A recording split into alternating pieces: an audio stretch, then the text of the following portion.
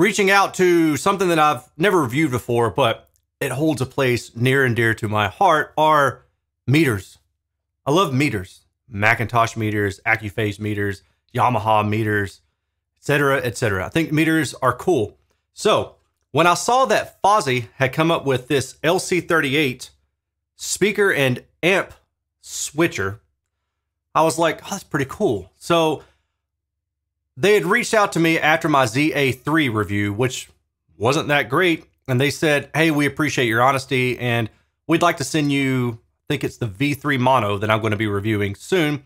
And I said, would you also mind sending me your LC30, your speaker amplifier switcher? Because I just think it's cool. It looks neat and it's like $150. And I thought for the people who are like me, who would like a little bit of flair, why don't you just make the minimum 37 pieces of flair to their systems, it makes a neat option. Something that is also near and dear to my heart is the ability to A/B select amplifiers or speakers. And the reason I really like being able to do that is because when you're trying to figure out maybe what it is about a speaker you like or you don't like, or you're trying to compare speakers, or maybe you want to see if you can identify the difference in sound between amplifiers, a speaker selector is a starting point. Realistically, it's not the final answer. The final answer is something like this, which is an ABX comparator, which allows you to do blind switching and you have no idea what's playing when.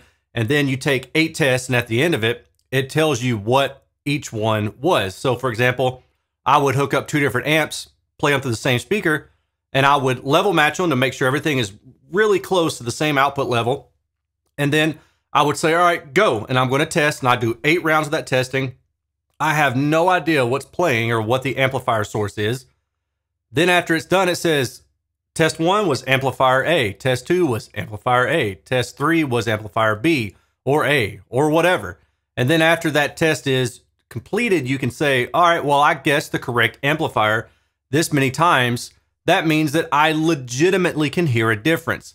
Sided testing, which is what you would be doing with something like this. I mean, you know, if you're switching between amplifiers or you're switching between speakers, that's more problematic. But I think that if you're okay with that understanding and you're not necessarily trying to go out and convey your message as gospel on the internet, then it's okay for you to sit inside your house and, hey man, what are the differences between these speakers? If I flip back and forth, am I hearing something? Am I not hearing something?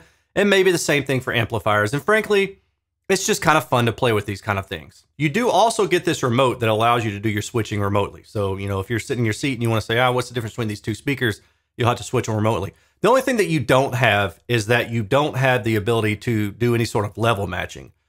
So there's really no way to do that with a box like this unless you do something extra. And whatever that extra be, I don't know, God bless you when you try to figure it out. It's probably more work than it's worth.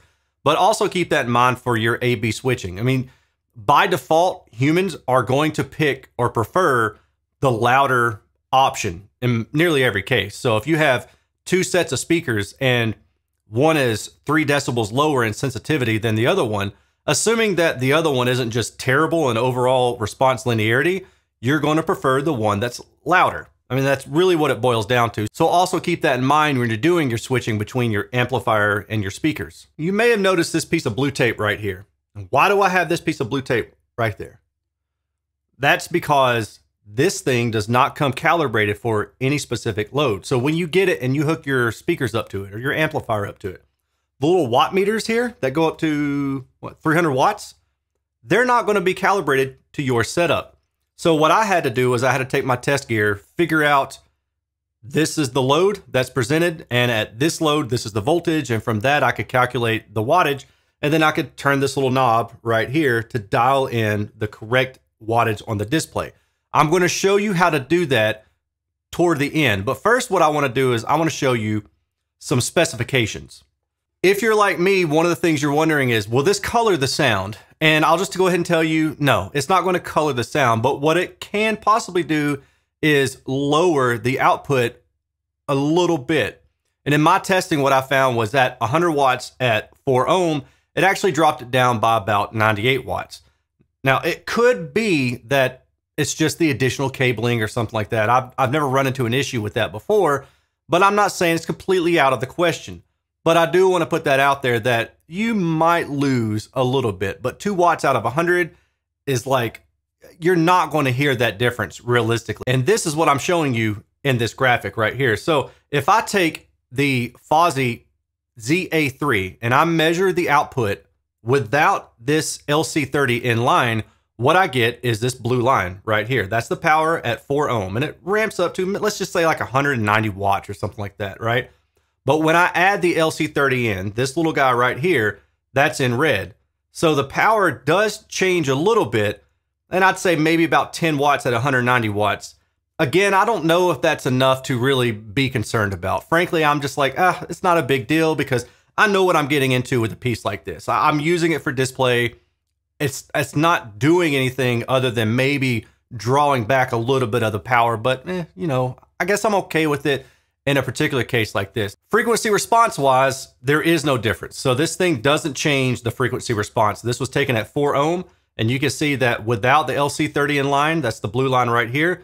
With the LC30 in line, it is a little bit lower in level. Again, there's your wattage drop, but the frequency response itself is pretty much unchanged. As far as noise, does this thing add any kind of noise, any kind of filtering? It does do something to the signal itself in terms of noise, but the noise is so low already that it's not going to matter, honestly. So this is just the Fosi ZA3 amplifier noise by itself, nothing connected to it, just my test gear connected to the end. And this is the same amplifier, but with the LC30 in line. So you can see that the 60 hertz fundamental and about 180 hertz, so the third harmonic, is higher than it was in the original baseline response. But interestingly, the second harmonic is down a little bit. To summarize, in terms of technical results, overall noise, not a problem. Power drops a little bit, frequency response, unchanged. All right, I'm going to give a quick method to get approximately the correct wattage out for the display. Now, keep in mind that it's not perfect, and if you want it perfect, then you're going to have to do more work, and I'm not really going to cover that in this video. Most likely, if you want it perfect, you probably already know how to do that anyway. First thing you need is a multimeter, and this is just a cheap one that I got from Home Depot or Lowe's years ago. It doesn't have to be the best thing ever. $20 multimeter, digital multimeter is fine. The two things that you want it though, you want it to have voltage AC, which is a little squiggly line right there next to the V. And then you also want ohms, that little omega sign. Once you have your multimeter, you will go to your speaker and you'll set it to ohms, and you're going to take one probe and attach it to the negative and take the other probe and attach it to the positive, and you're going to see what that readout is. Now, if it's a 4 ohm nominal speaker, it may say 3.8 ohm, or it may say 5 point something ohm. But most loudspeakers are going to be anywhere between, I'd say like 3.5 to about 8 ohms. If you don't want to do that, that's acceptable. You can just see what the nominal load is for your speaker on the manufacturer's website, but just keep in mind that it might not be entirely accurate. Then what you're going to do is you're going to play a 1 kilohertz tone into your system. So you're going to play it into your amplifier. That amplifier is going to feed into the LC30 switcher, and you're going to measure the voltage coming out of whichever speaker select channel you want, assuming that it's going to be the same voltage coming out of both. One channel is going to be adequate. So what you do after that is, while you're playing the 1 kilohertz tone, and I would maybe set it at like some lower volume, it doesn't have to be super high. Take each probe, plug it into the speaker output of the selector, not directly out of the amplifier, but out of the selector, and then set your little meter to, let's see here, squiggly line volts, voltage AC. And you're going to read what that 1 kilohertz tone is playing in terms of voltage output from the LC30. So now you got the two things that you need. You first got your speaker's resistance, and now you've got the voltage output coming from the LC30 in order to set up the wattage on the display. From there, all we do is we go to Google and we type in Ohm's Law Calculator. Click on this page, it's calculator.net, Ohm's Law Calculator, HTML. Hit clear at the top. Let me blow this up. And then we're going to type in the voltage that we just got. So in my case, I think the voltage that I got out was, let me see on my phone. 4.913. So I'm going to type in 4.913, and I'm going to type in the resistance was actually 3.8. Now, some of you, if you're using nominal resistance, you may type in 4 or you may type in 6. But if you measure the actual resistance of the speaker, then in my case, it's 3.8. I hit calculate, and now I get the power. So at the voltage output that I just measured, that's equivalent to 6.35 watts of power at 3.8 ohm. Now, all you do is you just turn the knob on the front of the Fosi LC30 until you get to approximately the correct output wattage. Now, keep in mind that once you do this, you're going to have to do it if you switch to another speaker that has a different load.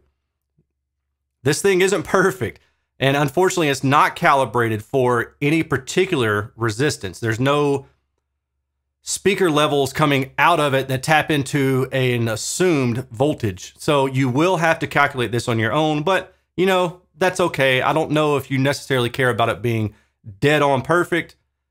And music is very dynamic, so realistically, it's going to be different power at different frequencies anyway, but it's still fun to have somewhat of an accurate reading in your voltmeter or your wattage meter here. So that wraps up my review for the Fosi LC30 speaker amplifier switch device. It's a cool little toy. It does seem to come at a cost of a little bit of power. It doesn't alter the noise, and it doesn't alter the frequency response, so you shouldn't really expect any real coloration from this thing. Certainly nothing that it would be audible, and I didn't hear anything in my listening test between switching back and forth between different speakers and amplifiers using this device. I like that it comes with a remote. The one thing that I would change is I wish that you could switch the colors on this. I wish it were RGB LED inside. The orange color, it's cool, but I would personally like to see the ability to change it to whatever color I want, like blue, wink, wink, white, red, whatever. You know, just put an RGB LED in there, call it a day. Yeah, that's it. If you're interested in buying this, I will throw an affiliate link at the bottom of the description. And if you want to do that and use that affiliate link, that does help me earn a small commission at no additional cost to you. If you think affiliate links are the devil, that's cool. But my thing is, if you're already going to buy it, why not help me and help this channel by using that affiliate link? I would appreciate it personally. You can also join me at patreon.com/Erin's Audio Corner, where I post some behind the scenes information, early previews for reviews, things of that nature. I appreciate you all watching. Have a good day. Take care. Peace.